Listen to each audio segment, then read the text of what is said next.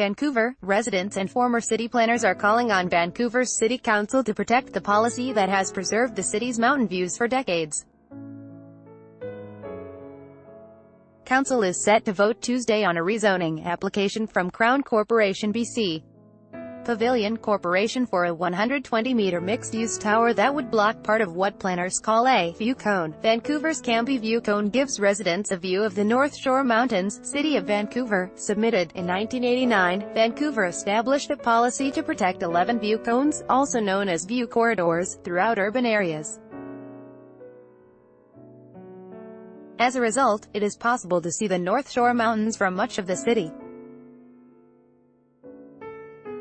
But in February of this year, City Council approved the Northeast Falls Creek Plan, which includes a clause that permits future developments to cut into the view corridor at Campy Street and 11th Avenue, just outside City Hall. Buildings in the view cone can be as tall about 130 meters, 425 feet, or about 42 stories, according to the plan. There are 3 towers proposed for the area. The first tower being considered by Council, slated for 777 Pacific Boulevard, next to BC Place, could open the floodgates to other developers who also want to be exempted from the view cone rule, say opponents. Article continued below. This will set a precedent for other developers to push City Council and City Hall to do the same, and soon we won't have the mountain views anymore, said community advocate Melody Ma, who collected more than 1,300 signatures on a petition to save the city's mountain views. The views are a public amenity that should stay public, she added. It shouldn't be privatized only for the privileged few who can afford these multi-million-dollar condos. Read more. Chinatown heritage advocates look ahead after winning fight against high-rise development. City has a long way to go in reflecting diversity through street names. Experts say Vancouver must prepare for a new kind of emergency gentrification. Article continued below. Former urban planner Brent Adarian said Vancouver has a strong tradition of protecting its view cones, a commitment well known in planning circles. I'd be hard-pressed to think of a city anywhere that does it more. We are a global model for this idea, he said in an interview on Monday.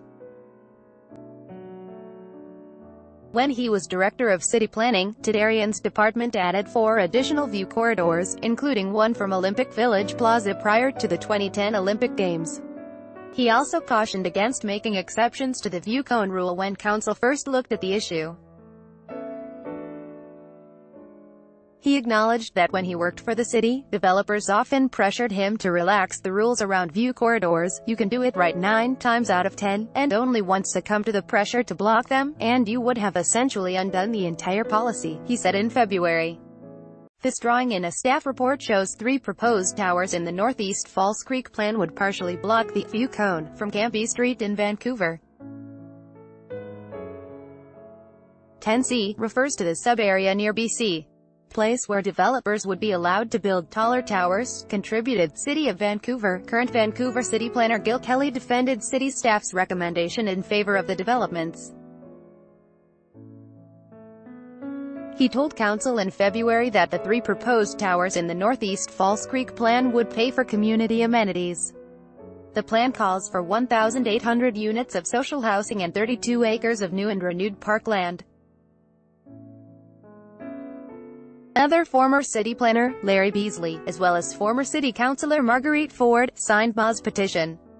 6 out of 11 city councillors are not running for re-election this fall, but many residents said on social media they would punish the political parties of councillors who vote in favor of the rezoning application, if Mayor Gregor Robertson and council passes BC Pavilion Corporation's tower, to destroy Vancouver's public views this Tuesday. I will not vote for their party candidates in the upcoming election, Realtor Maggie Chandler said in a tweet, repeating a phrase used by dozens of others. The city staff report on the rezoning application recommends that council approve the application. But Ma said she would continue to campaign against any development that blocks the city's view cones. This is not her first time going up against developers.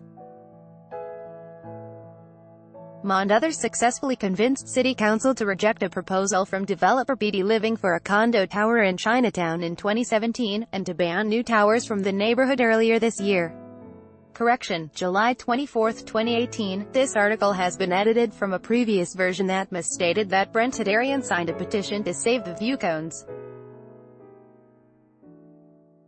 Wan Yili is a Vancouver-based reporter covering urban affairs and new technology. Follow her on Twitter, @WanYaili.